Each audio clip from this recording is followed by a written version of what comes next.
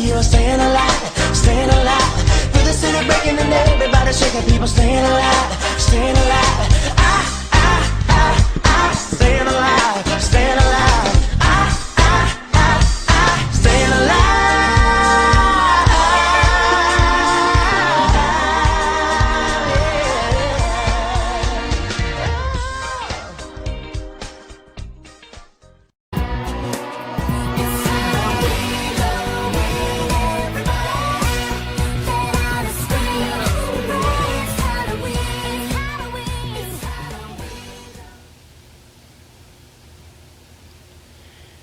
Greetings, my fellow cinema ghouls and motion picture monsters alike, and welcome to the Golden Ticket Halloween Special.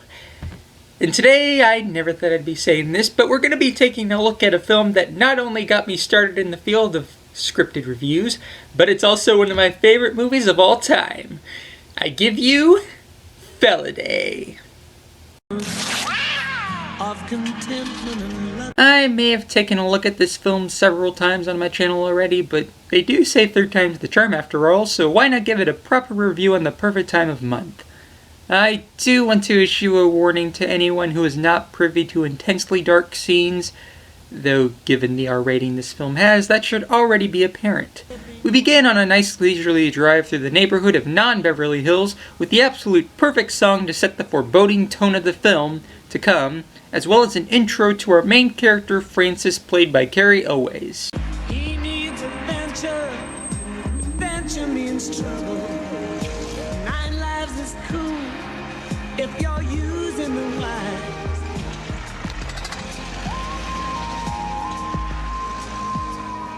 Greetings and salutations, friends. Sit back in your seats, look hard, and listen, because I've got a story to tell, and it's not gonna be pretty. Oh, name's Francis. You can see what species I belong to, but don't take me too lightly. You speak the truth. Oh boy, what a dump. There's nothing I hate more than moving. But Gus, my good-natured, mentally defective friend, couldn't care less about that. He actually studied archaeology once, specializing in ancient Egyptian gods. But he keeps us fed by writing pulp romances for magazines. His owner is an ex-paleontologist who writes romance novellas? Sweet Jesus, it's like a reverse Ross Monica Geller situation. So while Gus is busy spouting babble that even Kirk Cameron would say is pretty nutso, Francis goes to investigate upstairs where a strange smell is emanating.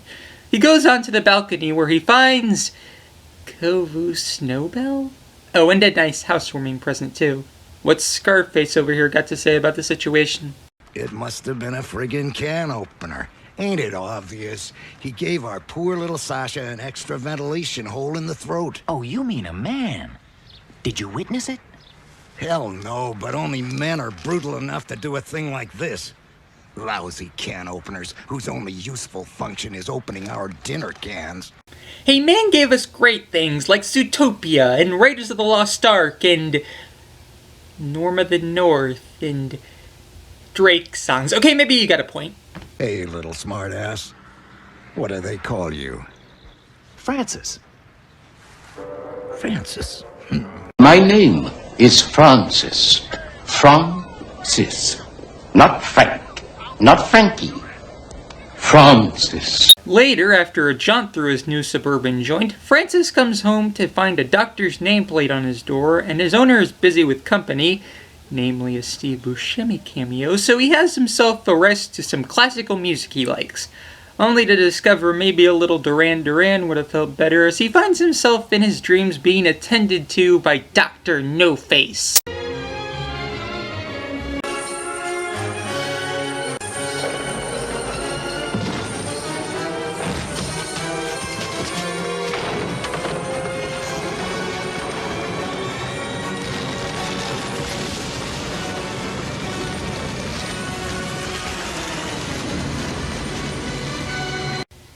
While others may find this shockingly twisted, to me this is just a fever dream after watching Dr. Strangelove and Spirited Away in the same night. Not that I know from experience. I swear, man, Miyazaki came to me and he said, I want you to take Ponyo to the ham factory. And... ugh. Luckily, this nightmare is interrupted by the cat Francis talked to earlier, who informs him of another body that was discovered, so the hulking feline, who we find out is named Bluebeard, takes him to it, only to be stopped by what Francis refers to as the neighborhood scumbags Herman and Herman, who are in turn being led by this mutant of a cat named Kong, played by Kevin Nealon. Ha ha ha ha ha, Bluebeard, you ugly old furball. Ha ha ha ha ha. Is that a proper cat? It's the weirdest cat I've ever seen in my life. It's a monster. Hey, man, I'm pissing myself with fright. And as for you, cutie pie, you can bet your sweet whiskers that you and me, just the two of us, got a date. And in the not-too-distant future, that you won't forget in a hurry. And so, till then, sweet thing... Was he hitting on him or setting up a high noon shootout? Because to be honest, I believe either one.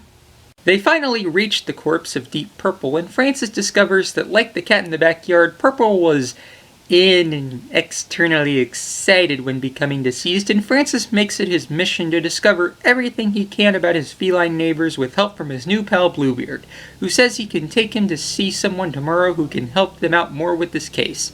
However, a good night's sleep is ruined when Francis discovers some sort of freaky cat cult engaging in what I can only describe as home tree over expulsion. What I was watching wasn't exactly a scene out of the Aristocats. Then a basted duck named Waldo came in and a guy named Scatcat, and I was left completely flabbergasted. He's soon discovered lurking on the upper floor, and this engages us in a dashing Felidae chase. Man, the adult version of Stuart Little is really off the book. Luckily, he's able to escape the cult by accidentally falling through an open skylight where he meets hands down the most fascinating character of the movie, Felicity, played by Kat Susi. Has it gotten light outside yet? Yes, but surely you can see that for you. Oh, you're blind. I'm not blind. Then what? I just can't see. I prefer the term unseen feline American. Francis interrogates her to see if she knows any info about the crimes from the last few weeks, but gets nothing except what he already knows and some friendly, intelligent conversation as well. Somebody they knew is suddenly there. And although they're excited, they don't attack him. And did this someone speak to our excited, expectant brothers? Yes, there was a sense of urgency in his tone, a persuasive conviction. He was trying to tell them something of great importance. What, though? Why did you run off? The brothers just wanted to talk. I'll bet they did, with 300 volts loosening my tongue, right? Gotta love this movie's dark humor. The sex harmless. A cheap thrill or two just to see who's chicken and who ain't. It's all bullshit anyway. Well, that's not what I'd call it. The sex been going for quite a while. Joker teaches the gospel of Claudandus as its high priest. This is gospel for the feline kind, locked away with him and catnip. Anyway, they go to meet this mysterious Kit Kat named Pascal, played by John Hurt, who lives in a strange art deco and also keeps a record of everyone in the neighborhood. I have an idea. Yes? Find out what breed they were. That may lead us to a new tie-up. Simple enough. Well, none of them were particularly aristocratic examples of Felidae. But all the same race. So they weren't just excited and male, they were all European shorthairs. No, not true. I haven't yet added the sixth victim to the list. There's been another? Felicity! Okay, since I refuse to show decapped cats on screen, I'm skipping to Francis vowing revenge on the killer. Whoever murdered Felicity is gonna pay for it. You hear me, you bastard? I'm gonna make you pay! We'll get you, shithead! You bastard! So seeing Francis now has scarier dreams than ever, he decides to head into rat hunting mode, accidentally turning on a TV where he sees footage of a crazed scientist named Proterius trying to discover a glue for broken tissue, only to find a cat with the power to uphold the chemical mixture. So he plots to begin a super race of felines. Unfortunately, Kong is here to pick a fight, which leads to yet another chase, except the end of this pussyfoot race is littered with the remains of a once pregnant female cat who apparently was in relations with Kong. They think they found the cat killer nearby and give chase while Francis stumbles into a deep, dark cave, with Bluebeard reluctantly by accident tagging along. The cat they find here is known as the guardian of the dead named Josiah, who proclaims he was brought to this position by the cat prophet. It was a place of sorrow till the prophet came among us and brought us salvation. And God heard the pleading of the prophet. He sent down the day with its blinding light. The bright day destroyed the land of illusion, and then we who'd suffered fled blindly into the world. Boy, the early lyrics to Circle of Life are even crazier than I imagined. This temple had been his home for years when he rescued me in my need. He brought me here and cared for me. But then, the day came when Joker had to leave me. He left duties to his number one, cat. After a deeper conversation with the poor defenseless soul who's been left by his god, bless his kitty heart, we get this lovely scene between the two catketeers. Because I'd think the murderer's as tired of the whole goddamn thing as me. All I want is a hot meal beside a warm fire. What I want is codfish. I'm hungry, I'm tired, I want cod fillets and butter or mayonnaise. Do you like catnip? Okay, Oogie loves joke. Check. Francis goes to check on his dreams and discovers the figment of an ancient cat prophet god. I've been searching for you. Yes, of course. Clever, Francis. I'm the prophet. I'm the human. I'm the beast. I'm Dirty Dan! Well, he also has a nice surprise waiting for him in the backyard. A playmate to put kittens into. And one mating scene later, he's talking it up with Bluebeard about the fact that this species of Felidae is new to the neighborhood, and that he wants to talk to Pascal while Bluebeard gets Joker, who Francis thinks is the culprit. Trouble is, Joker's not around, and apparently Pascal has not that much longer to live either, as according to Bluebeard, he has stomach cancer. Pleasant news. Later, the cats convene at a meeting to let every cat know what they've discovered when Joker's great-granddaughter speaks up. What makes you think that he might have survived? Great-grandfather told me he did. And who is your great-grandfather? Father Joker. He told me that Claudandus challenged the monster to a fight in the end and killed him. At the home of Joker, they discover him to be stone dead, meaning Claudandus could still be alive. Francis thinks they're being bred back to their origins by means of process of elimination, I guess, and all the clues in Francis's crazy week points to one source. Pascal. Yes. I'm Claudandus, you're right. I was in the laboratory. I did survive Praetorius's unspeakable tortures, and when he eventually went mad, I spoke to him. You spoke to a man? Fascinated.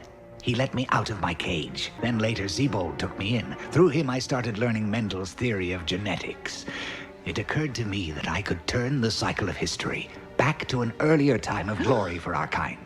It was then I had a dance with the devil in the pale moonlight. And what about the good men? Pascal or Claudandus or Felidae or whatever you want to call yourself. No, there aren't any good men. They're all bad. They're all the same. I'll fight you with all my might, all my strength. I'll start by erasing this unholy program listing your murders. You've had it. I see. You're even more clever than I expected. Well, tell me one thing, Brother Francis. Do you bleed?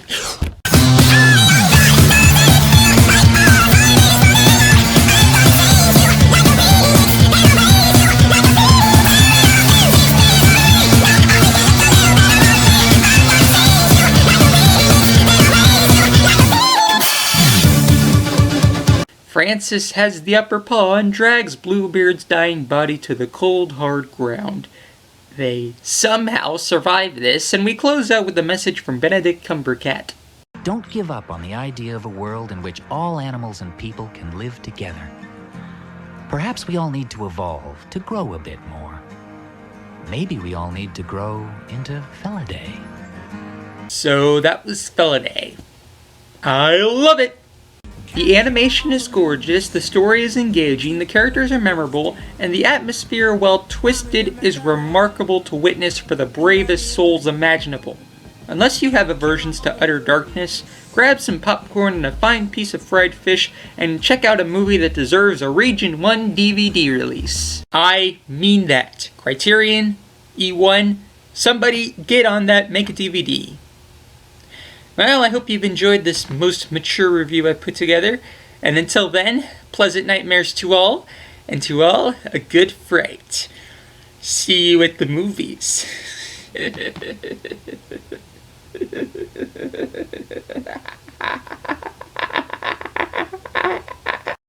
was happy, unfettered and free, living the life of contentment and luxury, sucking on bones, sipping white wine, a superior cat, proud and divine. Felidae, Felidae. He needs adventure, adventure means trouble. 9 lives is cool if you're using the wise. Just look at this place, full of darkness and rubble. Francis has come to see death with his eyes.